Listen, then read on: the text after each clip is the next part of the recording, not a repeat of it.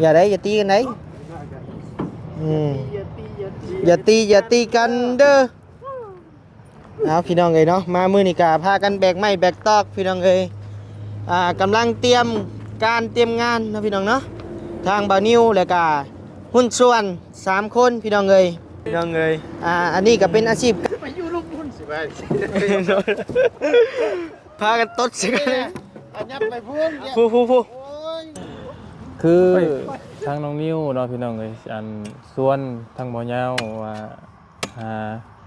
ได้เพราะว่าเงิน YouTube เฮานี่มันบ่ไหวพี่น้องมันบ่ทวงบ่ทันเนาะและหาได้เสริมแบบใดคือมื้อวันที่20นี่มันจะเป็นงานบุญที่20หรือว่าเป็นงานบุญประจำปีงานของทหารพี่น้องเลยเนาะและมันก็ได้เลยครับยังบ่เอาอีกยังหน่อยให้มันกลายคืบเลยทางทาวอนบ่คือบ่ไร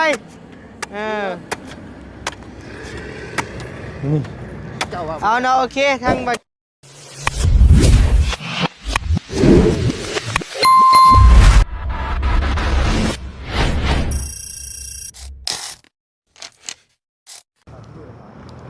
เอาพี่น้องเอ้ยเนาะ1 2 3พี่น้องเอ้ย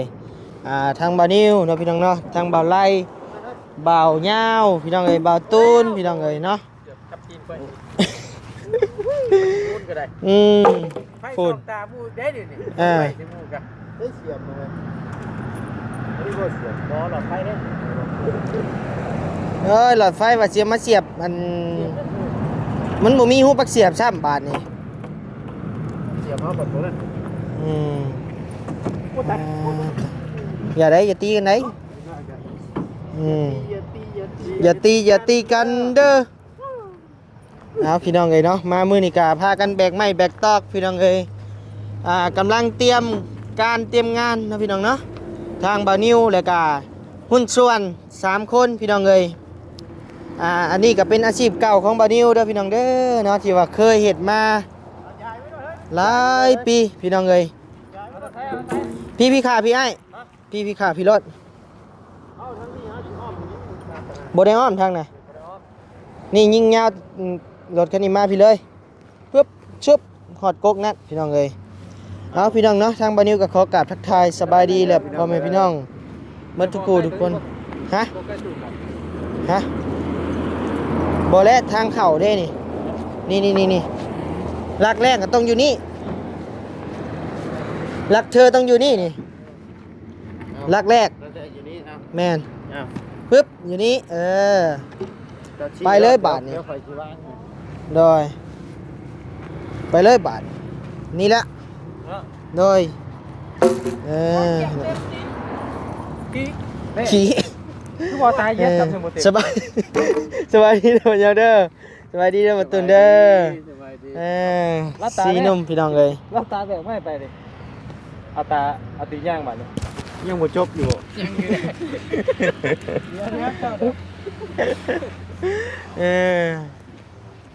พากันเฮ็ดยามค่ำยามมืดได้พี่น้องเอ้ยเนาะฮะแต่มาแต่เวียกแต่งานพี่น้องเอ้ยครับอีกทึก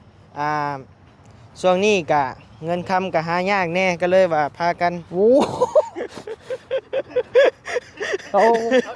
บ่เนาะพี่น้องเอ้ยไปอยู่ลูกหุ้นสิไปพากันตดสิกันอันยับไปพูนไปมาตดบ่อันนี้คือเฮาสิน้องนี้บอกเพิ่นแล้วบ่กำลังสิเฉลยดูปฏิบัติมาแทกที่มันโมเห็นได้โดยทั้งบ่าวนิวแล้วก็ทั้งบ่าวเหย้าเนาะพี่น้องเนาะแล้วก็ไอ้ตูนแล้วก็บ่าวไล่พี่น้องเอ้ยสิพากันเฮ็ดอันภาครถเด้อพี่น้องเด้อเนาะเพราะว่างานกาชาดหรือว่างานวันที่20เนาะพี่น้องเนาะจัดขึ้นอยู่ทุกปีในนาทีนี้บ่าวนิวก็เฮ็ดมาหลายปีแล้วพี่น้องเอ้ยเนาะเสาเพิ่นเมียนโดยนี่แหละนี่ไอ้ชุดแต่ในบนนี่แหละโดยชุดซึ่งกับก๊กอันนี้นี่โอเคบ่แมนมัด เอาเป็นรถใหญ่จอดรถใหญ่เอาตัวนี้ เป็นไงอันนี้รถจักรบ่ โดยอันนี้เอาเป็นรถจักรตัวนี้ ได้อยู่ดอกประมาณ100คันรถจักรก็ได้ ปวดใช่ด้วยกันดิ แมนนี่แหละนี่กกนี่แหละนี่ปึ๊บบนเขายืนนี่รถนี่อืม ได้รักนึงนี่กก ทั้งบานิวแล้วก็ทั้งทีมงานนะพี่น้องเนาะสิพากันเฮ็ดเก็บปี้รถหรือว่าบอนผักรถลินบุญพี่น้องเอ้ยเนาะนี่แหละ เห็นนะครับ บุญที่ซาวพี่น้องเอ้ย พี่น้องเอ้ย หารายได้เสริมอืม เตรียมก่อน เมียข่อยมาเมียข่อยก็มาแหละผู้ กาเกียมก่อนเมียปัญญามาบ่น่ะ โอ้เมียมาซอยเลย นะฮะ โอ้ เรียกกันคือเตรียมมาอยู่บ่ เมียเรามาซอยพี่น้องเอ้ย ได้เสื้อข้างได้เฮ้ยว่าแต่ละบ่อ่านเสื้อข้างว่า นั่นเมิดนี่แหละ ว่านี่แหละ แล้วคูดที่ยังเสือเนี่ย คุณ ทางรถจักร กันรถจักร มันน้อยพ่อรู้จัก บ่พอแล้ว อ่ะ อืม มันลายได้นี่นะ เอาสำนี้แหละเพราะว่าเฮาโตรถใหญ่เป็นหลักเด้รถจักรมันรักษายากคะแนนว่ามันเสียนั่นนี่มาเฮากะตำต่อ เอาซ้ำเฮาเบิ่งไว้ ประมาณ100คัน 100คันบ่อยู่ซ้ำนี่ ได้เยอะเพราะว่า เออ จอดคุ้นแล้วก็จอดที่ มันได้ กลางอีกบัดนี้กลางอีกปินหน้าคือกัน น้อย นี่ นะ100คัน เพราะว่าปีกายนี่เฮาเอา50คันนี่ก็ยัง 100คันได้เท่าไหร่ บ่อยาก ได้มั้ย เดินนี่บ่เจ้า ไรเดี๋ยว ปีกายเฮาครึ่งหนึงปีกายนี่ เดินเลยอันท่านเนาะ แม่นถ้าปินงัวน้ำแน่ อืม เอาเดี๋ยวค่อยว่ากันเนาะ เอ้า เสื้อเสื้อมาเลย คืออ่ะคุดไปก่อนเดี๋ยวข่อยสิ พู บอ ด ก ก่อน ฮะ อืม เพราะถึงมันจะพูดว่าอย่าพ่วงก็ได้แต่ปักลักนี่จะพูดมัน อันน่ะ ตรงเลยบัด เดี๋ยวบ่ยาวก็สิแจ้งช่องของบ่ยาวอยู่พี่น้องเอ้ยจักมือก่อน ได้ แต่ว่าคือทางน้องนิ้วเนาะพี่น้องเอ้ยอันส่วนทางบ่ยาวว่าหาได้ เสริ เพ ม ราะว่าเงิน YouTube เฮานี่มันบ่ไหวพี่น้องมันบ่ทวงบ่ทันเนาะและหารายได้เสริมแบบใดคือมื้อวันที่20นี่มันจะเป็นงานบุญที่20หรือว่าเป็นงานบุญประจำปีงานของทหารพี่น้องเลยเนาะและมันค่อนข้างจะเป็นงานใหญ่แน่แล้วนึงพี่น้องนะและน้องนิ้วน่ะมีที่คนรู้จักตรงนี้แล้วงานตรงข้ามกับอันของทหารเพิ่นเลยพี่น้องเลยเนาะ นี่แหละ ตรงข้ามกันเลยแหละมันเหมาะเจาะแหละตรงนี้เราพอมีทีแหละส่วนบ่อยาวนี่ไอ้สีเฮ็ดน้ำเฮาบ่ว่านี่นะพี่น้องน้องสีเฮ็ดโบกรถหาได้ไล่เสริมฝากรถพี่น้องเนาะ โดย ในราคาที่ดินนี่บ่ฮู้ว่าจักเม็ดพี่น้องแต่ว่าเพิ่นประมูลประมูลได้อยู่ที่5 ล้านกีบก็ประมาณ 8,000 บาท 8,000 บาทเกือบ 10,000เนาะพี่น้องเอ้ย โดย ประมาณนี้และเฮ็ดกับไผเฮ็ดนำกันอยู่4คนมี โดย มีทั้งบ่ยาวและบ่าวตูนน้องนิวบ่าวไล่ โด พี่น้อง ย เอ้ยเฮาเฮ็ด อาได้ทางนี้ โดย เจ้าเจ้าเจ้า เอามีแต่ตามเบาหญ้าเว้าแหละเนาะพี่น้องเนาะ แล้ว ก็ แล้วพี่น้องก็สิเข้าใจผิดว่าเอ้าบ่แม่นพากันไปซื้อที่ซื้อหยังบ่แม่นได้พี่น้องเอ้ยที่อันนี้ เออ เฮาขุดแล้วเฮาก็สิโทรมาคืนเพิ่นคือเก่า โดย อันนี้ จบเรียกจบงาน หัก พุ่นละ หักบ่มีปัญหาดินตัวนี้เนาะเพราะว่าเฮาเฮ็ดมาหลายปีแล้วมันก็อันลึงกันอยู่บ่มีปัญหา อืม เออเพราะว่าเฮาก็ประมูลเพิ่นแล้วเรียบร้อยแล้ว แม่ เสียมเฮาในรถได้ไอ้ มียามาบ้าอยู่บ่ เอามาอยู่เออ หาหรอกหาพวกลายอันแบบว่าเห็ด ใส่เบิ่ง เห็นก็เห็นตัวใหญ่ขึ้นเนาะ เออ เรากำลังบอกอยู่มีแต่เสียมส่วนกว่าอยู่ เสียมชวนบ่แม่นเจ็บชื่อเนาะ เจ็บส่วน เออใช้อันบรี่มาแล้วบ่กลับมาแต่เวียกแต่งานแล้วบ่เนาะ นั่นมาแล้วมาแล้วล่ะตาตัว เลิก ปะ ตัว ปานเอาไปสิพังเสาเฮือนได้หนูนุ ขุดน้อยก็บ่ได้เขียมันใหญ่ เขาในล้างรถบ่ เด้เสามันเล่นเรียนสำราม จะจบบ่เนี่ย สบายดีเด้อแพงเด้อผู้ป้า หนาว เนาะ พี่น้องเว้ย แม่แรปเตอร์ เสื้อของ มาส่งมาส่ง เลิกบ่เฮ้ย หาเงิน สำนึก ค่านมบ่ทันพี่น้องเอ้ยแต่ก็สิได้แต่งานนี่แหละพี่น้องเอ้ยเนาะ ในงานเดียวนี่แหละ พอ แล้ว ถ้า แต่เมื่อใดคนนี้จะมายามมา วันที่15แล้วเป็นหลักยาวขึ้นไปเลย ที่สิบ แล้วก็ลงนี่เลยมันบ่ วันที่ แม่ 15ก็เฮาก็ไปเวียกคือเก่าแหละมารัดตอนแรงเอา มีแต่ วันที่19 แม่แม่นประมาณนั้นแหละเฮาจึงได้หยุดเวียกเฮาแล้วก็มาตัวนี้เต็มที่ หรือว่าอยากไปถ่ายตอนเช้าก็ได้บ่ายๆได้บ่นะ เอาก็ออกช่วงเช้าเอางานเฮา หรือว่าถ้ามีที่แหละก็ ตัวมีเวลาตัวก็มาบอกกับน้องตัวจดเอา นอกคนใดแต่การคนเดียวนี่แหละ ก็หาแต่รถใหญ่ก็ได้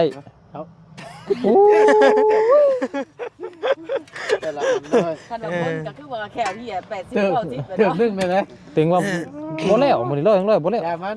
เฮ็ดจำได้จำหนึง แล้วพอสิไปหาให้อยู่เพื่อน โอเคเอ้ยขอบ ไปเอาอยู่เพื่อน ไปปัญญาไปไปหาไป หมอบ่ไปแล้วบ่ไปแล้วผู้ เอาลองดูลองกระเทยเบิ่งบ้านนึง จะได้ผม ได้ นึง ผมดึงไปมือโป้งจะแตกไปวะจู่ๆเลยเนาะ โดยเอ้ย เอาเลิกบ่ให้ ได้สำมันอยู่พอแล้ว ได้ตำจังเลย เอามาเถิกตัวน่ะสิ ได้ กินพุด ตำจังตัวนี้เฮ้ยนะคุณรถ เพราะคำว่ามันคมเนี่ยก็สิได้อยู่นะงอก่อนเลย ได้เสียมมันอยู่ในเมืองได้บ่คือเสียมอยู่อันเขตนอกได้เออ แข็งเท่าเลย เสียมอยู่ในเมืองมีแต่ซับปูนที่เฮ้ย ภาพกับมืดๆเนี่ยได้อพี่น้องเด้อเนาะ มันบ่ได้แข็งว่าเถิกตัวคุดตัวน่ะ แข็งคือกันนี่แหละดินดา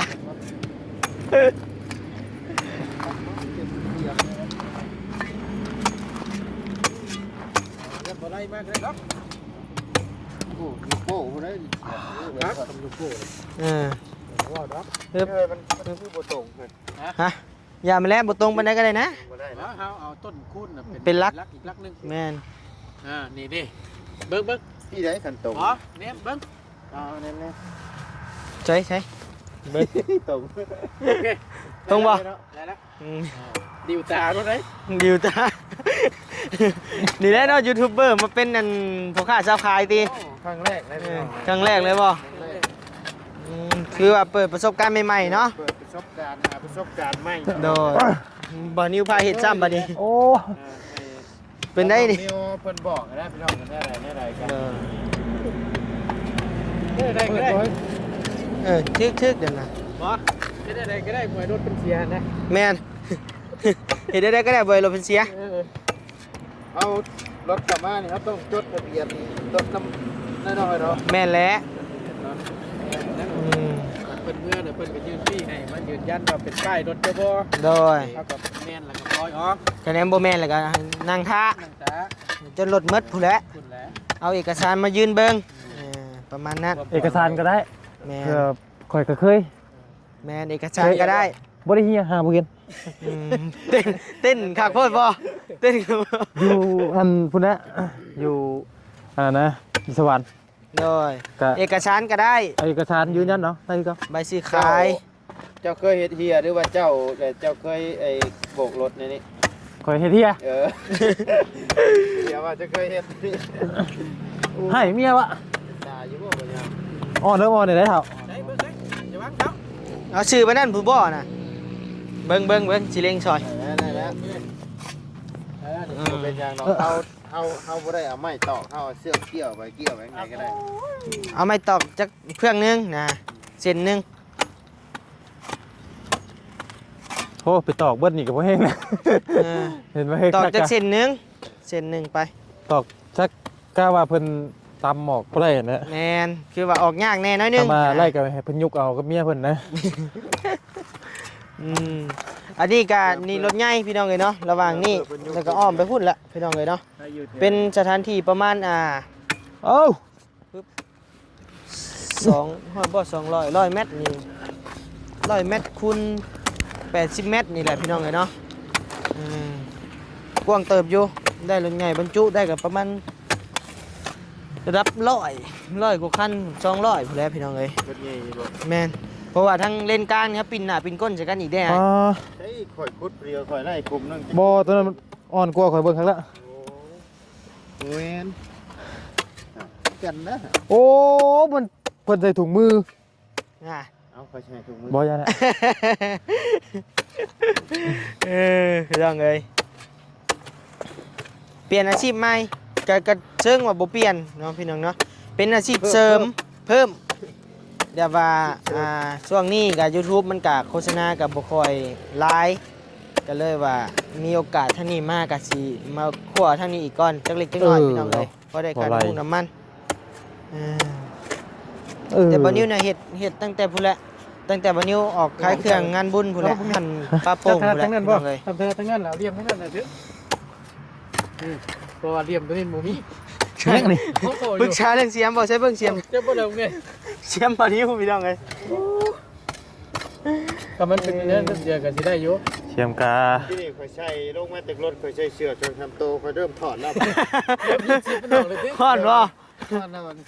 แมน เฮ็ดเวียกเด้พอแล้วอะไรเฮาอ่ะอยู่แล้ว มาเฮ้ยมาชมเฮ้ย เชียมกาเนาะ เห็นบ่คุด กล้ามกับ โอเคได้แล้ว มาตัวนี้ เปลี่ยน ใส่ตามมั้ย ใส่ตำ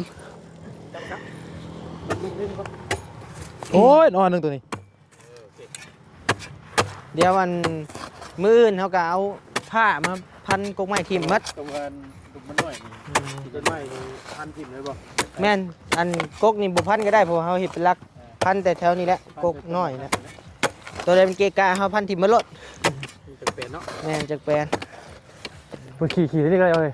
ได้อยู่เด้ผู้ห้องน้ำอันสาธาอยู่ผู้แจ้ผู้แหละ จังไหนก็จังไหนเขาจัดหมูซุ่มมึงเขา ไก่อะไรก็บ่รอดนี่ ซูมหามัด โอ้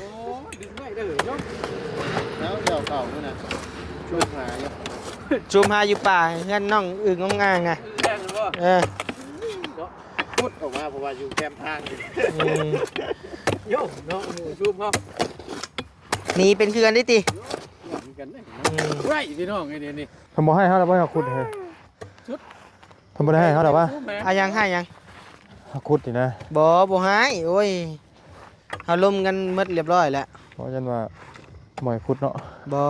โอ้ย ห่วยปล่อยใจคนเนาะบ่ไร ก็อย่าเพิ่งว่าเสร็จแล้วกูเราคุมมาใจดีสาวอันนี้ บ่กะบ่คือถามเพื่อไว้นะ แม่นบ่มีเฮาเคลียร์แล้วเรียบร้อยแล้วก่อนเฮาสิมาเฮ็ดนะ ใจที่ใจคนบ่คือกันเนาะ อืมแต่ว่าเฮาเคลียร์กันหมดแล้ว เพราะว่าเฮาค้าขายกันมาก็หลายปีแล้ว แต่เนาะตอนนี้ใส่นี่เนาะ แม่น ย่องไปหันแล้วก็ ย่องเขาพูดแล้วแหละคุงแจพาแล้วพูด พอแล้วพอแล้วปะ พอแล้วพุดแล้วบ่ พอแล้วเอาอีกลักหนึ่งบ่ พอแล้ว ได้แล้ว ได้แล้วซะ เอาซะ อืม ยังไง เอากันได้เลยถุงนึง พอกันชองแล้ว ไป สอง ซะ เลยสองอยู่ใช้ นี่ บะกันขุดก่อน โชกันอยู่ ไม่ให้ตื่นไปชนไปติ จำอย่างเดียวเลย ตูนนี่กันได้เอ้า อืม จำนี่ดี อืม เนาะเดี๋ยวไอ้นั่นนี่หมูคู นี่ บอกพวกเขาเถอะเว้ยบ่ได้มันใหญ่ไปคุณรถเจ้าน่ะคอยติดตามให้ ไปไป ใช่แล้วถ้าพอแล้วพอแล้วพอแล้ว ไป พอนะป้อง อืม หมู เขาห้ามขามด้วยเนาะไอ้ปอง ผมเน้นนายเด้ได้คุณแล้วก็ได้ ได้ทึกเออ อืม โอ้ยอ้อนตัวนี้นะ นี่มันย้อนอันนี้แล้วเขาเบิ่งนี่มันอันนี้แล้ว อ้อนตัวนี้ขนาด นอนบ่ อ้อน คือกัน มันได้คือเลยทึกเลย เฮ้ยเสื้อถึงอยู่บ่เฮ้ย บ่คึงกะยา เอาเกิดจะว่าเฮามันมีนะ กะยามันดอก ฮะฮะ ได้อยู่ ได้อยู่ ฮะ ก็ อ่ะ ฮะ ดิบ่ยาวเราเห็ดแล้วพูดฮึดเอ้ยกองดากพี่น้องเอ้ย ขอยเบิ่งข่อยยังหู้ น่ะได้เลยฮะ ยังอยู่ ยังบ่เอาอีกอ่ะ ยังหน่อยให้มันกลายคืบเลยเฮ้ย พังทาวอนบ่ ถึงนั่นนี่โอ้ยลมพัดซื้อก็ลมบ่ไหวนี่ โอ้บ่เข้าเว้ยได้แล้ว ใช่บ่เฮ้รักหน่อยอยู่ไอ้ตัวชักลงเล็งเบิ่งผู้ ได้อยู่ ได้อยู่แล้วได้อยู่แล้ว เอ้าพออยู่ เอาจะ ได้ ยังเอามากี่คุดเข้าให้เบิ่งกี่บ่ พุดข่าวพุ่นเนี่ย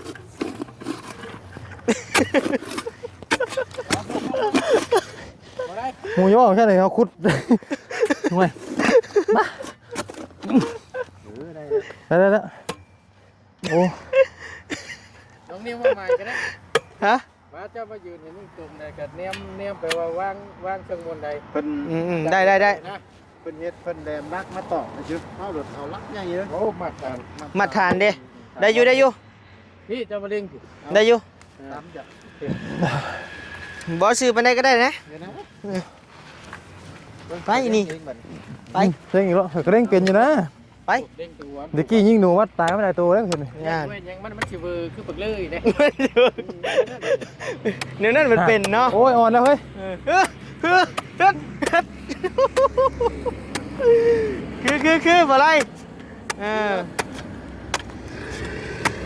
นี่ เจ้าว่า เอาเนาะโอเคทั้งบานิวก็สิได้ลำลาพระจากเพียงสำนีเด้อพี่น้องเด้อเนาะเดี๋ยวพอกันใหม่ เบิ่งข่อยก็ว่า ในมื้อหน้าเด้อพี่น้องเด้อพ่อผู้เจ้าแพงแบกมา2เสียม แล้วยันพัวเราเมื่อยว่าซั่นให้แต่พัวเราเฮ็ดผู้เดียว โอ้ยเฮ้ยคนกูเดียว โอ้ ได้คัก เอา ตัว ตู นี้ นตูน ได้แล้วถ้า บ่เอาตูนนะเอามันครบแต่ตูนนะตูน ไปสิตำได้จ้ะ เฮ้ยเดี๋ยว เอาตำใช่ไหมตำตำก่อน เมียเต็งตำก็ได้ ฮะ เมียเต็งตำ เราสิเมื่อหาน้องดอกเตอร์ นั่นแหละจ้ะโอ้ใช่ได้ โอเคพี่น้องเอ้ยเนาะเดี๋ยวพอกันใหม่ในคลิปหน้าเด้อพี่น้องเด้อสำหรับคลิปนี้มีเพียงสำนี้พี่น้องเอ้ยเดี๋ยวเราติดตามชมนำกันสิขาดทุนหรือสิได้ทุนพี่น้องเอ้ยหรือว่าสิลุบพี่น้องเอ้ยประสบการณ์ใหม่ๆของAIเพิ่นพี่น้องเอ้ยเนาะแต่ว่าบานิวนี่ก็หลายเทื่อหลายคราวแล้ว เข่าเลยเฮ้ย โดยอยู่ดีมีแห้งพี่น้องเอ้ยโดย